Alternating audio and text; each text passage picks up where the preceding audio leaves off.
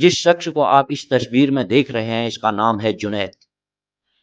पिछले करीब 1 महीने से जंतर-मंतर में चल रहे आंदोलन में शामिल हजारों छात्रों के लिए जुनैद बिना किसी स्वार्थ के मुफ्त में खाना बाँट रहा, उन्हें पानी पिला रहा, जरूरतमंद छात्रों की सेवा कर रहा।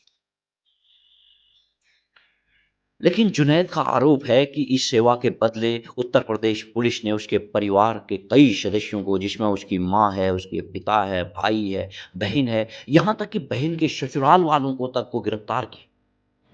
उन्हें थाने में प्रताड़ित किया गया और दबाव बनाया गया कि जुनैद को जंतर मंतर से वापस बुलाए और छात्रों को खाना खिलाना बंद।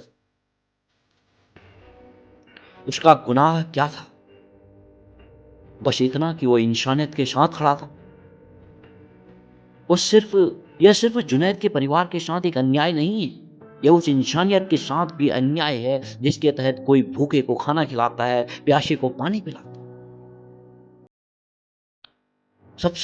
सबसे बड़ा सवाल यही है कि आंदोलन स्थल पर हिंदू और सिख समुदाय के लोग भी लंगर और भोजन की सेवा कर रहे हैं। उनके साथ तो इस तरह की कार्रवाई नहीं की गई। तो फिर सवाल उठना स्वाभाविक है कि आखिर जुनैद को ही क्यों टारगेट किया गया? क्योंकि वो मुसलमान था इसलिए? क्या किसी की धार्मिक पहचान उसके इंसानी काम से बड़ी होगी? किसी मुसलमान का भूखे छात्र को खाना खिलाना अपराध कैसे हो सकता? किसी इंसान का प्यासे को पानी पिलाना कानून व्यवस्था के लिए खतरा कैसे हो सकता?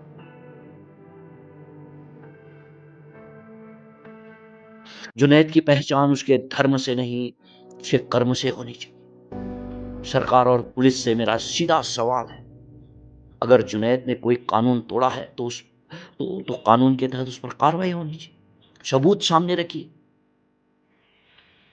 लेकिन अगर उसका अपराध सिर्फ इतना है कि वो मुस्लिम है और आंदोलन में शामिल छात्रों की सेवा कर रहा है, तो यह बेहद ही शर्मनाक है। लोकतंत्र में सवाल पूछना अपराध नहीं होना चाहिए, भूखे को खाना खिलाना अपराध नहीं होना चाहिए, प्यासे को पानी पिलाना अपराध नहीं होना चाहिए। और किसी की धार्मिक पहचान के आधार पर उसके परिवार को प्रताड़ित करना कहां तक उचित है? जुनैद के साथ क्या हुआ है, इसकी निष्पक्ष जांच होनी चाहिए, सच सामने आना चाहिए। अगर किसी निर्दोष परिवार को प्रताड़ित किया गया है तो जवाबदेही भी तय होनी चाहिए।